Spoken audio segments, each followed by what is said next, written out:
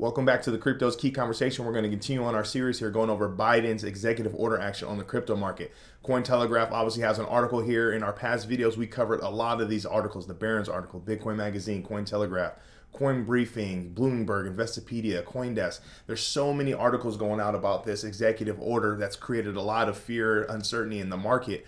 And then on the Twitterverse, you have, Johnny Deaton, we covered his perspective of it. Then we went through Blockchain Backer's thread on, how he views these articles in this so-called executive order action on the crypto market.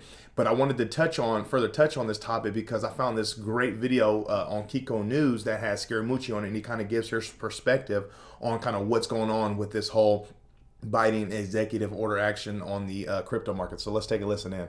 We know that the Biden administration, according to Bloomberg, reportedly going to release an executive order that will outline a comprehensive government strategy on cryptos and then ask several federal agencies to determine their risks and opportunities. What would you say your outlook is on crypto regulation here in the U.S.?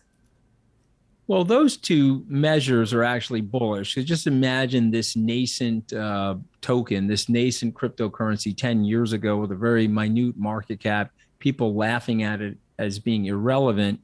Now there's 1.5 or $1.7 trillion of total market capitalization of all cryptocurrencies, Bitcoin being the alpha predator of those, probably 40 to 45% of the overall market cap. And so it's now sizable enough where the IMF and the US government have to pay attention to it. So I'll predict three things.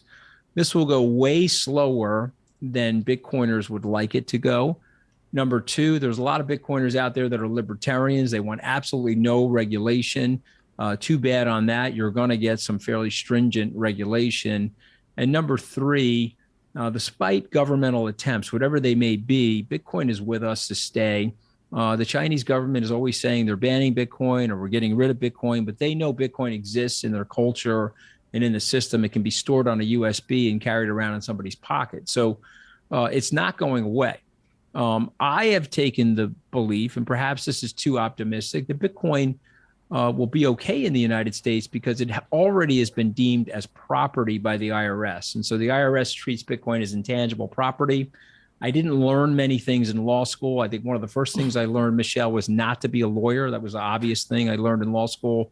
But secondarily, property rights in the United States, United Kingdom, places like Singapore are quite sacrosanct because they all tie back to British common law. And there's a 900-year legacy of legal precedent that protects property. And so the IRS has already said Bitcoin is property.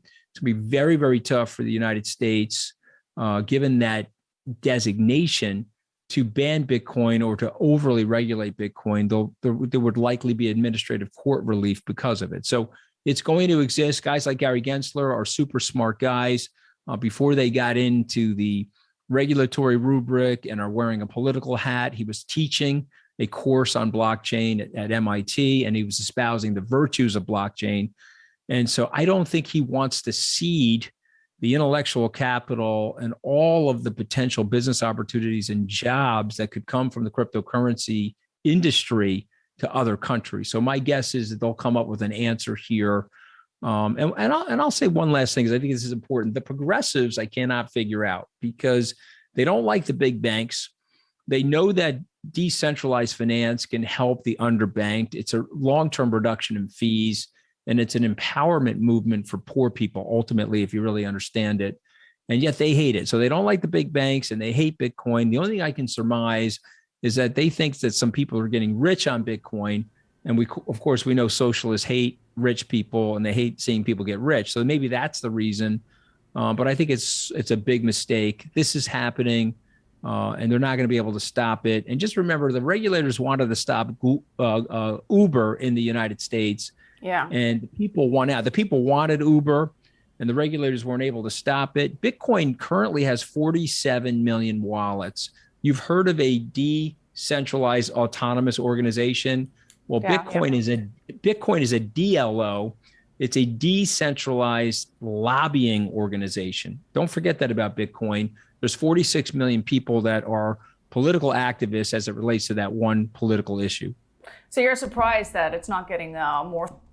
So, I mean, that's That's his take on it, and I think it kind of adds some value to how blockchain backer was kind of viewing things and kind of viewing how this can all turn out. Obviously with what Scaramucci was saying, how things are going to go slower than expected, and then they want no reg, but it's too bad because this regulation is going to happen. It's here to stay. And then the biggest thing that I took out of it was the 2 points he made about obviously being Bitcoin being branded as property according to the RF. So obviously it's tough to ban, and then it's going to be tough to overregulate it.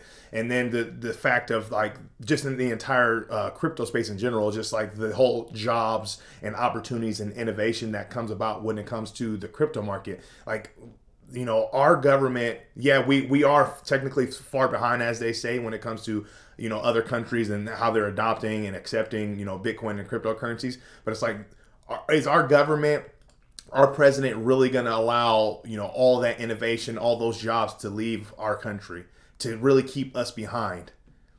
I mean, I just can't get behind that, fully 100%. And then that just kind of further validates kind of how blockchain backer was coming through, talking about just all the different points that he found was powerful, and how he viewed, okay, it could be seen as pessimistic and a negative headline, but it's like, is that really what's going on here? Is Biden really gonna, hurt his ability, or excuse me, is Biden really gonna accept, his approval ratings right now? Are they really gonna give up, the power as the Democrats have in, the House and the Senate, and all these things kind of play into effect. So it's like, now that you hear another person's perspective, Scaramucci's perspective from this Kiko interview, it just kind of further validates, hey, maybe this isn't as bad as we think, and it could potentially be a good thing, for the entire space. I mean, who knows? So I guess time will tell. We'll see where this thing turns out.